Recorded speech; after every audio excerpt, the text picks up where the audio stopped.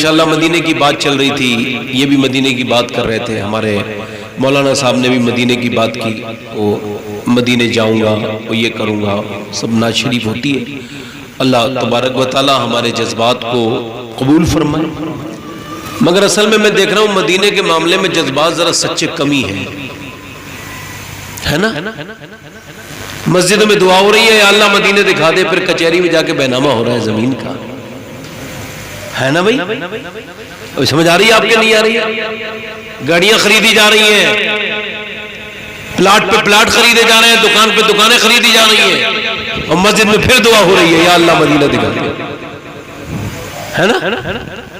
جن لوگوں پہ حج فرض ہو چکا ہے، جن لوگوں پہ حج فرض ہو چکا ہے، وہ عمرے کی دعائیں مانگ رہے ہیں، اللہ عمرہ کرا دے۔ بڑی عجیب سی بات آپ دیکھنے ملے گی آپ کو۔ میں نے ایک شاعر کو دیکھا، وہ کہہ رہا تھا میرا دل تڑپ رہا ہے، میرا جل رہا ہے سینہ، یہ دوا وہیں ملے گی، مجھے لے چلو مدینہ۔ اب وہ سفر میں ہم واپس آئے تو میں نے اس سے کہا یار تمہیں مائکی بولتا ہے، حضور کا منبری ملتا ہے جھوٹ بولنے کے لیے؟ کہنے لگے کیا مطلب؟ میں کہا یار تم کہہ رہے تھے کہ میرا دل تڑپ رہا ہے اور یہ ہو رہا ہے وہ ہو رہا ہے، کہنے لگے کیا اس کا کیا مطلب؟ میں نے مطلب یہ یار تمہارا اگر دل تڑپ رہا ہوتا نا واقعی میں تو تم 8 لاکھ کی کار نہیں خریدتے، 1 لاکھ خرچ کر کے پہلے مدینے چلے جاتے۔ جی آپ کی دعاؤں سے میں تو دیکھ آیا۔ میں نے تو آپ کو نہیں کہا، آپ کو تو نہیں کہا، ذکر تو وہی چل رہا ہے۔ نہیں آپ بالکل یہ بدگمانی کا شکار نہ ہو۔ ہم تو ان لوگوں کو کہہ رہے ہیں جو نہیں جانا چاہتے، اللہ آپ کو اور بار بار دکھائے۔ آپ کا میں ذکر نہیں کر رہا ہوں، سمجھ رہے ہیں؟ آپ کا ذکر نہیں کر رہا، میں تو ان لوگوں کا ذکر کر رہا ہوں جو بوڑھے ہو گئے اور ابھی تک مدینہ نہیں دیکھتے، اور مدینہ دیکھنے کے لیے پیسے کی نہیں، پیسے کی نہیں، جذبات کی ضرورت ہے، نیت کی ضرورت ہے۔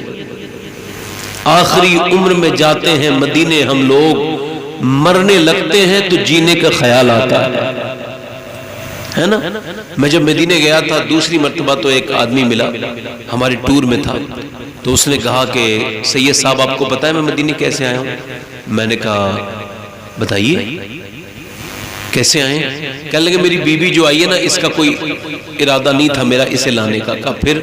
کہنے لگے جب میں آنے لگا تو اس نے کہا کہ آپ مدینے جا رہے ہیں؟ میں نے کہا ہاں جا رہا ہوں۔ تو کہنے لگی آپ مجھے چھوڑ کے جا رہے ہیں؟ تو میں نے اس سے کہا دیکھو میں نے اپنے بھی قرضے کے اوپر میری امی کو کوئی دوسرا بھیج رہا ہے، اور میں نے قرضہ لے رکھا ہے، قرضے سے جا رہا ہوں مدینے، اور امی کی وجہ سے جا رہا ہوں، میرے پاس پیسے نہیں ہیں۔ تو وہ عورت اندر گئی اور اپنے زیور اپنی سیف الماری سے لے کے آئی اور میرے قدموں میں رکھ کے بولی یہ زیور میں قبر میں تھوڑی لے کے جاؤں گی، ایسا کرو اسے بیچ دو اور مجھے خدا کے واسطے مدینے لے چلو۔ تو ایسے لوگ مدینے جاتے ہیں، سمجھ رہے ہیں؟ ہم نے دیکھا ہے، اللہ کا شکر ہے کہ میں نے کوشش کی ہے تو لوگ مدینے جا رہے ہیں۔ زندگی کا کوئی بھروسہ نہیں ہے، اور مدینہ وہ ہے جہاں موت کی بھی فکر نہیں ہوتی ہے، چونکہ میاں اگر مدینے میں موت آ جائے نا تو پھر تو سبحان اللہ۔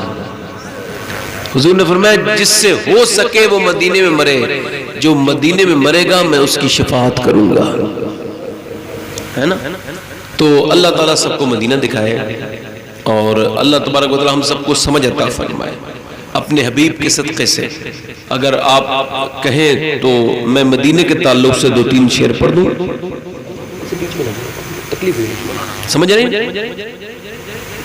میں نے آپ کو نہیں کہا تھا، سمجھ آ رہی نہیں؟ میں تو اسی شاعر کو کہہ رہا تھا شاید وہ سن بھی لیں، ہے نا؟ کتنے شاعر ایسے ہیں، یہ بوڑھے ہو گئے، کتنے ممبر پہ رہنے والے لوگ ایسے ہیں جن کا بڑھاپا آنے والا ہے اور انہوں نے آج تک مدینے نہیں دیکھا، ہے نا؟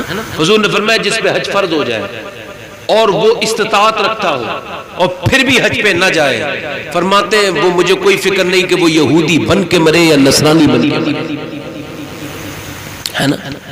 تو ایک ایسے شاعر کا میں کلام آپ کے سامنے پڑھ رہا ہوں جنہیں حضور نے ہر سال بلایا، اور پھر آخر میں جب وہ گئے تو آخری بار مدینے گئے تو وہیں انتقال ہو گیا، اور وہیں مدینے میں جنت البقیع شریف میں دفن ہے۔